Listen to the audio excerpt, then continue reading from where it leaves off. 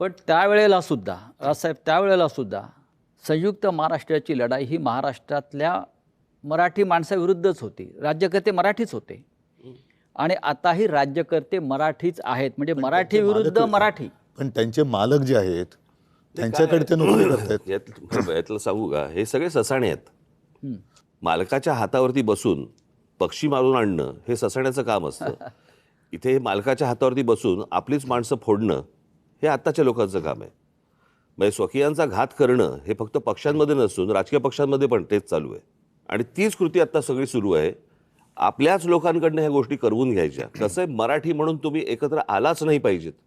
आणि याच्यासाठी म्हणून मग जाती जातींमध्ये भेद निर्माण करणं, जाती जाती एकमेकांच्या अंगावर ढकलणं, एकमेकांच्या उरावरती बसवणं आणि त्याच्यातनं भांडणं, वाद, मारामाऱ्या ह्या सगळ्या गोष्टी करवून त्यांना महाराष्ट्र हा एकत्र मराठी म्हणून असता कामा नये याच्यासाठीचं हे सगळं अख्खं राजकारण त्यांचं सुरू आहे.